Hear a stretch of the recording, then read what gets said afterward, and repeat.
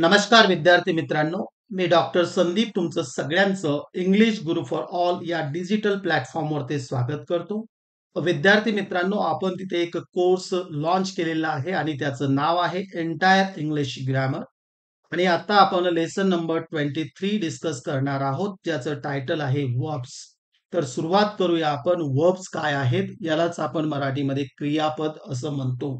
सगळ्यात सुरुवातीला आपण मीनिंग ऑफ वर्ब बघूया. क्रियापदाचा अर्थ आपण इथे आता बघणार आहोत. प्रत्येकाने स्क्रीनवरती प्रत्येक गोष्टीवरती लक्ष ठेवायचं आहे.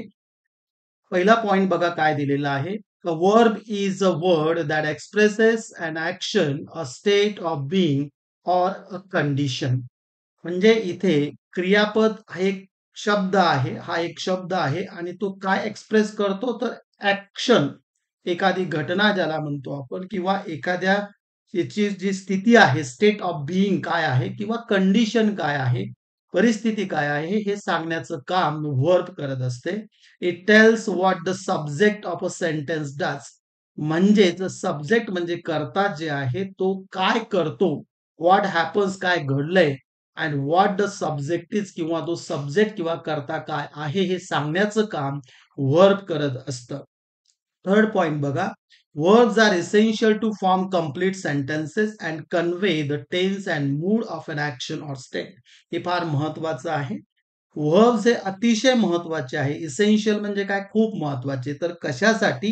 कंप्लीट सेंटेन्स तयार करण्यासाठी. टू फॉर्म, फॉर्म म्हणजे काय करणे, तयार करणे. Complete sentences. आणि हे आपल्याला काय सांगतं, टेन्स म्हणजे काय, का एखादी ऍक्शन असेल ही केव्हा घडली, प्रेझेंट असेल, पास्ट असेल की फ्युचर असेल, तसंच त्या ऍक्शनचा मूड काय आहे. मूड हे आपण देखील समोर एक टॉपिक ग्रामर मध्ये तो घेणार आहोत. त्यावेळेस तुम्हाला ही कॉन्सेप्ट अतिशय चांगल्या पद्धतीने क्लिअर होणार आहे. तर अशा पद्धतीने आपण मिनिंग ऑफ वर्ब बघितला. तर इथे आपण काही एक्झाम्पल्स त्याचे बघूया. एक्झाम्पल्स बघा. जसं की ऍक्शन म्हटलंय आपण, द डॉग बार्क्स लाऊडली. आता द डॉग जे आहे, ते डॉग जे आहे सब्जेक्ट आहे. तर त्याचे ऍक्शन काय, बार्क्स, म्हणजे भुंकणे ज्याला म्हणतो आपण. म्हणजे बार्क्स हे जे आहे इथे वर्ब आहे. काय आहे तर वर्ब आहे. स्टेट दाखवते बघा. आता काय परिस्थिती आहे तर स्टेट काय, शी फील्स हॅपी टुडे. म्हणजेच काय, फील्स म्हणजे काय, वाटणे. कसं वाटतंय, आनंदी वाटतंय. म्हणजे काय, स्टेट आहे, परिस्थिती आहे. इथे आपल्याला या वर्ब मधनं कळतं. इथे फील्स जे आहे ते वर्ब आहे. त्यानंतर बिईंग जे म्हटलंय बघा. बिईंग म्हणजे काय, ही इज अ डॉक्टर. काय आहे, so he is a doctor आहे तो. आता इथे इज हे जे आहे इथे वर्ब आहे. तर विद्यार्थी मित्रांनो, आपण इथे मिनिंग ऑफ वर्ब बघितला आणि त्याचे काही एक्झाम्पल्स इथे बघितले. आता आपण या टेबलमध्ये, इथे जो टेबल दिलेला आहे, इथे टाइप्स ऑफ वर्ब्स इथे आपण बघणार आहोत की क्रियापदाचे वेगवेगळे प्रकार कुठले आहेत. तर ते आपण इथे समजावून घेऊया. नंबर एक बघा. Type of verb, action verb दिलेला आहे. ऍक्शन दाखवणारं वर्ब म्हणजेच काय, shows what the subject does, physical or mental action. एकतर फिजिकल म्हणजे काय, ऍक्च्युअल मध्ये दिसेल. आणि मेंटल म्हणजे काय, तुमच्या माइंड मध्ये ऍक्च्युअल एखाद्याने काही म्हटल्यानंतर जो चेंज होतो, that is also the action. For example इथे दिलंय, शी राईट्स अ लेटर. ती लेटर लिहिते. आता ही फिजिकल ऍक्शन झाली. लक्षात आलंय. किंवा आपण म्हटलं राईट अ लेटर, एखाद्यानं म्हटलं राईट अ लेटर, तर जो समोरचा व्यक्ती आहे, त्यानं, लिस्नर जो आहे, त्यानं ऐकल्यानंतर त्याच्या माइंडमध्ये जो चेंज होतो की मला लेटर लिहायला सांगितलेलं आहे, ती झाली तुमची मेंटल ऍक्शन. म्हणजेच ऍक्शन वर्ब जे आहे, इट शोज व्हॉट, काय काय दाखवतो आपल्याला, फिजिकल और मेंटल ऍक्शन. हे देखील समजून घ्यायचंय. फिजिकल कशाला, ऍक्च्युअल आपण ते सेन्स करू शकतो, बघू शकतो. आणि मेंटल ऍक्शन म्हणजे काय, आपल्याला ती फील होते आणि मेंटल चेंज त्यामुळे होत असतो. नंबर 2 बघा. Linking verb connect the subject to a subject complement, show state और कंडिशन. आता लिंकिंग वर्ब म्हणजे काय, सब्जेक्ट व सब्जेक्ट कॉम्प्लिमेंटला. आता सब्जेक्ट कॉम्प्लिमेंट म्हणजे काय, सब्जेक्ट विषयीच तो रिव्हर्स त्याच्याकडे येतो. ही सिम्स टायर्ड. आता ही काय झाला इथे सब्जेक्ट, आणि त्याचं सब्जेक्ट कॉम्प्लिमेंट काय झालं इथे, टायर्ड. ही सिम्स, त्याला कसं वाटतंय, टायर्ड म्हणजे ज्याला आपण थकवा आलेला वाटतोय. मग हे ऍक्शन कुठे येते, इकडेच येते. बरोबर. जी कंडिशन आहे, ऍक्शन म्हणजेच काय, कंडिशन जी आहे. मग हे जे सिम्स इथे आहे, that is the linking verb. कशाला जॉईन करतंय? Subject to a subject complement. त्यानंतर बघा नंबर 3 आहे हेल्पिंग किंवा ऑक्झिलरी वर्ब आपण ज्याला म्हणतो. Helps the main verb express tense, mood और व्हॉइस. आता इथे काय करतंय? हेल्पिंग वर्बचं काम आहे की कशाला मदत करणे? जे मेन वर्ब आहे सेंटेन्स मधलं त्याचा टेन्स एक्सप्रेस करणे, त्याचा मूड एक्सप्रेस करणे, त्याचा व्हॉइस एक्सप्रेस करणे.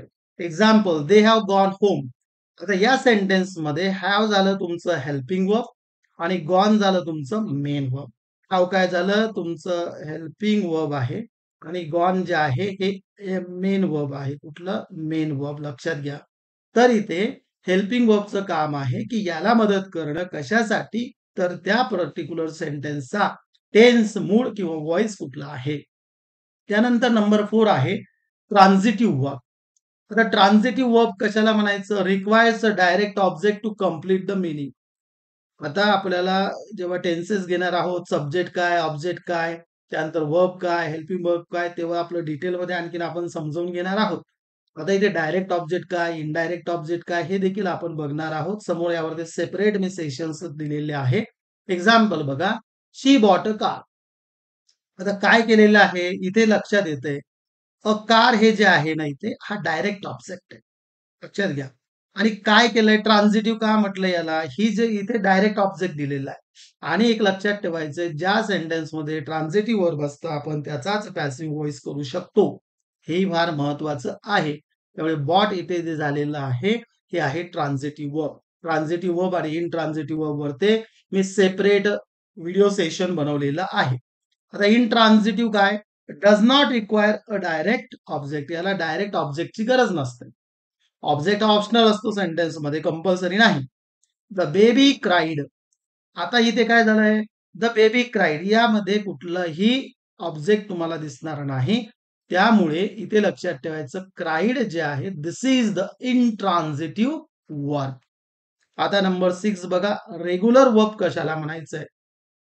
It forms past tense by adding ED और डी. द रेग्युलर वर्ब ज्याला म्हणायचं. कशाला म्हणायचं? ज्याचे आपण V1, V2, V3 करत असतो. V1 म्हणजे first form of the verb, V2 म्हणजे second form of the verb आणि V3 म्हणजे third form of the verb. ज्याला ईडी किंवा डी लागतं त्याला आपण रेग्युलर वर्ब जसं म्हणतो. For example, we clean the room. क्लीनला ईडी लागले इथं क्लीन. V2 झाला इथे बरोबर. मग इथे याला काय म्हणायचं? Regular verb. क्लीन इथे काय झालं? Regular verb. आता इरेग्युलर वर्ब म्हणजे काय? ज्याचा पास्ट टेन्स करताना ईडी लागत नाही. जसं की आता इथे दिलेलं आहे बघा, ही रॅन फास्ट. रनचं काय होतं? रॅन होतं V2 म्हणजे इथे रॅन झालं इरेग्युलर वर्ब. तर विद्यार्थी मित्रांनो इथे आपण टाइप्स ऑफ वर्ब्स बघितले आणि यामध्ये तुमच्या लक्षात आलं असेल ऍक्शन वर्ब काय, लिंकिंग वर्ब काय, हेल्पिंग वर्ब काय, ट्रान्झिटिव्ह वर्ब, इंट्रान्झिटिव्ह वर्ब, रेग्युलर वर्ब आणि इरेग्युलर वर्ब. नेक्स्ट आपण बघूया युसेजेस ऑफ वर्ब्स. युसेजेस म्हणजेच काय? याचे उपयोग काय आहेत? याचे उपयोग काय आहेत? तर उपयोग बघा, to show physical actions. Physical action दाखवणे जे ऍक्च्युअल मध्ये दिसतंय आपल्याला. She climbs the stairs quickly. आता इथे आपल्याला दिसतंय शी क्लाइम्स. क्लाइम्स म्हणजे काय? इथे फिजिकल ऍक्शन दिसते आपल्याला. पायऱ्यांवरती चढून जाणे ज्याला म्हणतो आपण. बरोबर? Physical action. नंबर 2 बघा, टू शो मेंटल ऍक्शन्स. म्हणजे काय? तुमच्या ब्रेनमध्ये, माइंडमध्ये जे ऍक्शन चेंज झालेलं असेल त्यालाच काय म्हणतो आपण? Mental action. Example, he remembers the story well. आता रिमेंबर्स हे काय झालं? रिमेंबर मेंटल ऍक्शन झाली आठवण्याची. म्हणून याला म्हणायचं आपण कुठलं? काय म्हणतो आपण याला? की वर्बचा उपयोग आहे मेंटल ऍक्शन सांगण्यासाठी. नंबर 3 बघा, to express a state or condition. म्हणजे एखाद्याची स्टेट म्हणजेच काय परिस्थिती, कंडिशन, सिच्युएशन काय आहे ते सांगण्याचं काम वर्ब करत असते. Example, they are tired after the game. आता दे आर इथे दिलंय. यानं काय सांगितले आपल्याला? ते कसे आहेत? थकलेले आहेत. म्हणजे यांची जे सब्जेक्ट आहे त्याची कंडिशन आपल्याला इथं लक्षात येते. तर हे देखील काम आहे कशाचं? वर्बचं. Number 4, to help form questions and negative statements. म्हणजेच काय? क्वेश्चन्स आणि निगेटिव्ह स्टेटमेंट्स तयार करण्यासाठी देखील वर्बचा उपयोग होतो. Do you know the answer. आता नो इथे काय झालंय बघा, हे झाले वर्ब. इथे क्वेश्चन तयार केलेला आहे. सगळ्यात महत्वाचं मला इथे स्टेट करायचंय, without a verb you cannot form any sentence. Complete sentence तयार करण्यासाठी आपल्याला वर्बचा वापर करावाच लागतो. म्हणजे वर्ब हा कंपल्सरी पार्ट आहे. नंतर बघा number 5, to join the subject and complement in linking मध्ये. आता द सूप टेस्ट डिलिशियस. आता सब्जेक्ट कुठला आहे? The soup. डिलिशियस काय झालं? त्याच्याविषयीचं कॉम्प्लिमेंट. आणि ह्या दोन्हींना जोडण्याचं काम कशाने केलंय? टेस्ट. म्हणून सब्जेक्ट आणि कॉम्प्लिमेंटला जोडण्याचं काम, लिंक करण्याचं काम वर्ब करत असते. तर आपण इथे आता वेगवेगळे त्याचे काय बघितलेले आहेत, तर युसेजेस. आता काही आपण एक्झाम्पल्स इथे बघणार आहोत. एक्झाम्पल्स ऑफ वर्ब्स बघा. He draws sketches for clients. Draws झालं इथे action verb. The sky looks clear today. आता इथे लुक्स झालंय लिंकिंग वर्ब. सब्जेक्ट आणि कॉम्प्लिमेंटला त्यानं काय केलंय? लिंक केलंय. They have completed the test. इथे helping verb plus main verb आलाय. हॅव झालं हेल्पिंग वर्ब, कम्प्लिटेड झालं मेन वर्ब. त्यानंतर शी डेलिव्हर्ड स्पीच. आता इथे अ स्पीच डायरेक्ट ऑब्जेक्ट आणि डेलिव्हर्ड हे जे आहे ट्रान्झिटिव्ह वर्ब आहे. कारण ज्या सेंटेन्स मध्ये डायरेक्ट ऑब्जेक्ट असतो त्याला आपण काय करत असतो, त्याच्या अगोदर आलेलं जे काय वर्ब असेल त्याला आपण ट्रान्झिटिव्ह वर्ब असं म्हणतो. ही स्नोर्स लाऊडली. आता इनट्रान्झिटिव्ह आहे, बरोबर. आता या समोर याचं कारण आहे, सब्जेक्ट झाला ही स्नोर्स झाला इनट्रान्झिटिव्ह वर्ब, कारण यानंतर कुठलाही ऑब्जेक्ट नाही. लाऊडली म्हणजे ऍक्शन कशी आहे, म्हणजे ऍडव्हर्ब आहे त्यानंतर, त्यामुळे इथे हे इनट्रान्झिटिव्ह वर्ब झालं. We danced at the wedding. आता इथे काय झालं? रेग्युलर वर्ब आहे डान्स्ड. ईडी लागले ना, डान्सला डी लागले समजा. Dance, danced. त्यानंतर number 7, I took your suggestion seriously. इथे टेक टू टेकन म्हणजे टेकचं V2 काय झालं? काय आहे? तर टूक. त्यामुळे हे झालं तुमचं इरेग्युलर वर्ब. तर विद्यार्थी मित्रांनो, या व्हिडिओ सेशन मध्ये आपण वर्बचा मिनिंग बघितला, त्याचे वेगवेगळे प्रकार बघितले, त्यानंतर त्याचे उपयोग बघितले आणि काही एक्झाम्पल्स बघितलेले आहेत. So thank you students for listening to me carefully. Thank you so much.